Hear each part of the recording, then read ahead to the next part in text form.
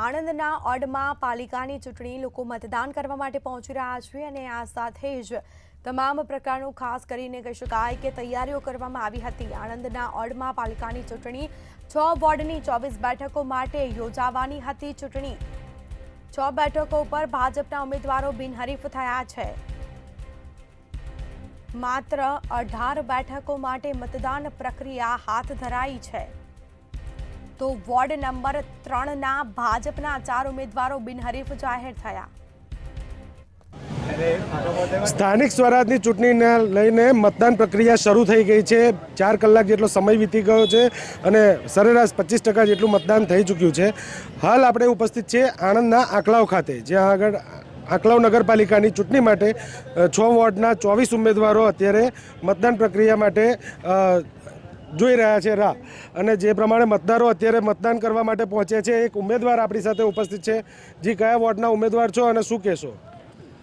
મારું નામ વિશાલ કુમાર રંતિકાંત પટેલ છે અને હું વોર્ડ નંબર 2 નો ભારતીય જનતા પાર્ટીનો ઉમેદવાર છું।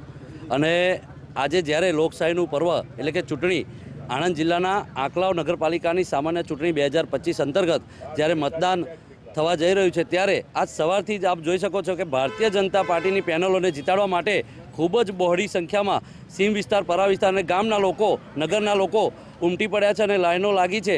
એનો ચોક્કસથી મતલબ એ છે કે આ વખતે જ્યારે ભારતીય જનતા પાર્ટીએ 24/24 કમળ ખીલાવવાનો નિશ્ચય કરી લીધો છે, ત્યારે આંકલાવની જનતા પણ આદરણીય નરેન્દ્રભાઈ મોદીજીની કેન્દ્રની ભાજપની સરકાર અને આદરણીય ભૂપેન્દ્રભાઈ પટેલજીની ગુજરાતની ભાજપની સરકારના વિકાસના કામોથી પ્રેરાઈને આજે આંકલાવ પણ વિકાસની જે ગાથા છે એમાં સહભાગી થવા માટે ખૂબ જ ઉત્સાહ બતાવી રહી છે। ત્યારે ચોક્કસથી આ વખતે ભારતીય જનતા પાર્ટીનો ભગવો આંકલાવની નગરપાલિકામાં લહેરાવાનો છે। અને અગાઉ આપ જોયું છે કે ભારતીય જનતા પાર્ટીની બોડી નથી બેસતી, પરંતુ અપક્ષોનું કોંગ્રેસ પ્રેરિત રાજ ચાલતું હતું, પરંતુ વિકાસના કામો ક્યાંક ને ક્યાંક વંચિત રહેતા હતા આંકલાવની જનતા।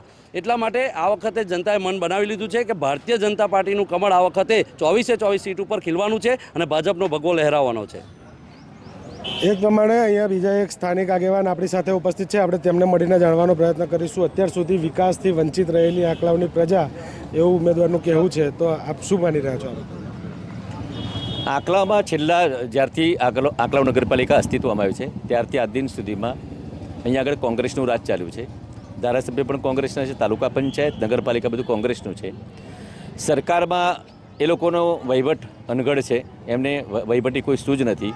એટલે અહીંયા આગળ નરી ગંદકી છે, રસ્તાઓ બિસ્માર છે, બીજી કોઈ સુવિધાઓ નથી। આંકલાવ નગરપાલિકાને જે છેવાડાના માનવીને અથવા તો નગરપાલિકામાં વસતા લોકોને જે પાણીની સુવિધા, લાઇટની સુવિધા કે ઇલેક્ટ્રિસિટીની સુવિધા, સીસીટીવી કેમેરાની સુવિધા એવું કશું મળ્યું નથી અત્યાર સુધીમાં।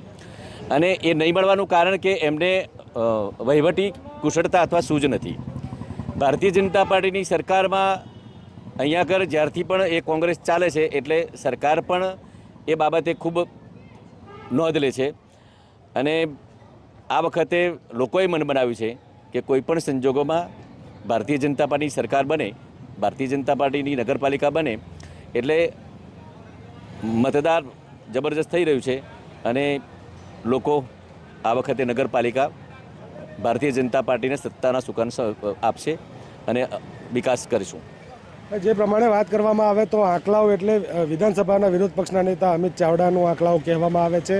આજે અમિત ચાવડા પોતે પણ આ જ નગરપાલિકામાંથી બિલોંગ કરે છે અને અમિત ચાવડા પોતે પણ આજે મતદાન કરવાના છે। ત્યારે અત્યાર સુધી આણંદની અંદર આંકલાવ બેઠક પર કોંગ્રેસનું શાસન હતું, પરંતુ ક્યાંક ને ક્યાંક સ્થાનિકો વિકાસથી વંચિત રહેવાના કારણે આ વખતે સ્થાનિકોએ મન બનાવી લીધું હોય તેવું ભારતીય જનતા પાર્ટીના કાર્યકર્તાઓનું માનવું છે।